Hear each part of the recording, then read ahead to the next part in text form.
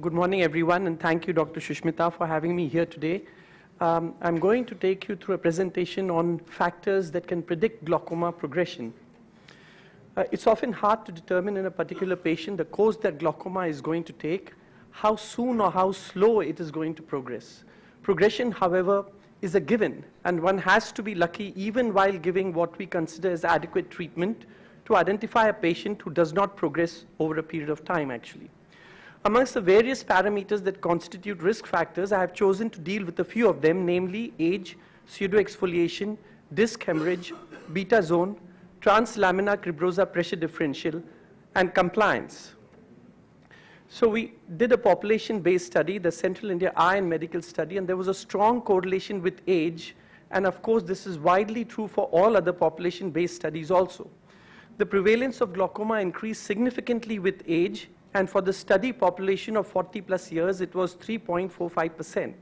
And for 50 plus years, the prevalence increased to 5.11%. And for 60 plus years, it was 7.5% actually.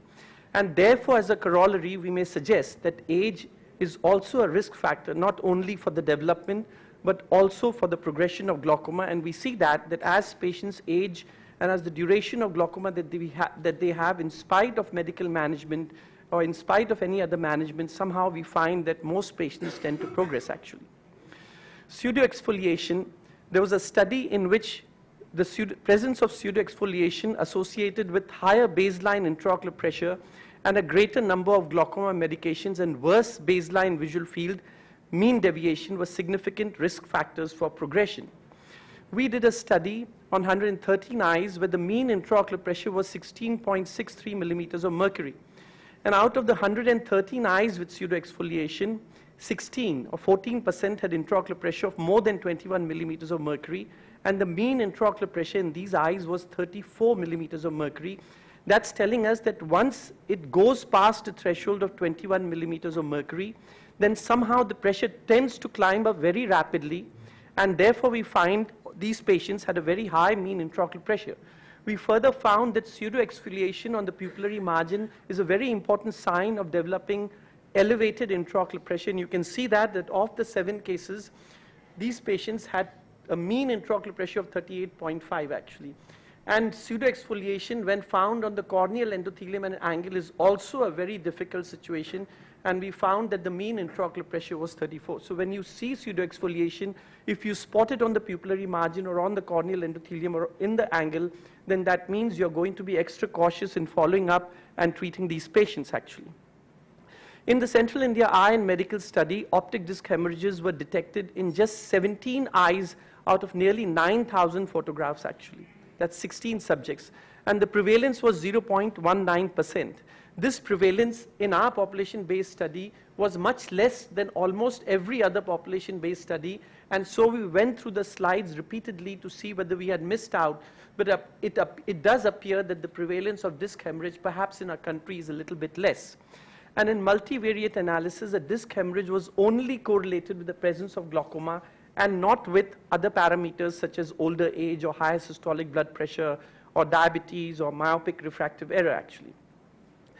In several studies, they have shown that disc hemorrhage, eyes with disc hemorrhage tend to show structural damage. That is, there is progression in terms of structural damage in terms of the retinal nerve fiber layer and optic disc changes actually. And the structural damage precedes or happens more frequently, or we spot it much better than we are able to spot functional progression in these eyes actually. In another study, they also pointed out that the rates of retinal nerve fiber layer thinning were significantly faster in quadrants that had disc hemorrhage compared to quadrants that did not have disc hemorrhage actually. And this is a classical disc hemorrhage in the right eye and in the left eye.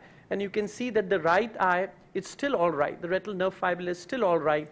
But in the left eye, associated with the disc hemorrhage, there is a dip here, a notch in the retinal nerve fiber layer. We have taken to describing notches not only in optic disc, but also in notches in the retinal nerve fiber layer actually.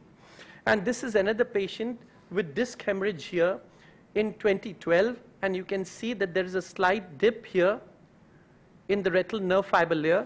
And when we go on to 2017, you'll find that there is a broad wedge-shaped defect along with a significant dip in the retinal nerve fiber layer actually, and you can see the red zone having crept up here actually. Beta zone is the region of parapapillary atrophy with chorioretinal atrophy and visibility of the choroidal blood vessels and the sclera. And it was found in a study that Professor Jonas did that in eyes that progressed, the neuroretinal rim was significantly smaller and the beta zone was significantly larger. In another study, they found that in treated glaucoma patients with parapapillary atrophy and visual field progression, the location of the largest zone of parapapillary atrophy typically correlated spatially with the region of the most rapid future visual field progression actually. So I think you can see here what a beta zone is, and this is a case example. There is a beta zone almost all around the optic disc in the right eye, but of course these are somewhat late stages actually, but what it's telling us is that perhaps we ought to consider the presence of beta zone as a risk factor. So if you see a beta zone, that means you need to be more cautious about following up these patients. And this is another patient also with beta zone almost extending almost circumferentially except for this superior-nasal part. And again, you have significant retinal nerve fiber layer loss in both these eyes actually. The translaminar Cribrosa pressure differential has been defined as the difference between the intraocular pressure minus the cerebrospinal fluid pressure actually. It's been further considered that since the lamina cribrosa is considered to be the primary site of damage to the nerve fibers, the pressure zones around this may be more important as a causative factor in the evolving glaucomatous damage.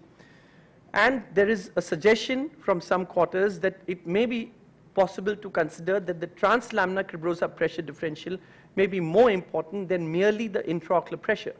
And you can see here, this is the cerebrospinal fluid around the optic nerve actually, and this is the lamina cribrosa. So in the Central India Eye and Medical Study, I'm going to take another minute. In the Central India Eye and Medical Study, we found that the intraocular pressure in the glaucoma group was 17, the cerebrospinal fluid pressure was 7.6, and the translaminar cribrosa pressure was 9.8. And if you compared it with the non-glaucomatous group, the translaminar cribrosa pressure differential was only 3.6 versus 9.8 actually. And this, along with other studies, have demonstrated the importance of translaminar cribrosa pressure. It's very hard to determine what the TLCPD is, and therefore it's very hard to actually try and treat a patient even though the translaminar cribrosa pressure, because it's very hard to know that the translaminar cribrosa pressure differential is very high in a given patient actually. Non-compliance in the use of drops is an important cause of concern in long-term therapy for glaucoma. We did a small study to understand the pattern and prevalence of non-compliance in glaucoma subjects actually. And we found that non-compliance correlated with visual acuity, with poor visual acuity, and with increasingly abnormal technique of drop installation actually. And I think this is something that we ought to worry about sometimes, that we have a patient in front of us. Perhaps a very important risk factor could be that the patient is simply non-compliant to our treatment. Thank you very much.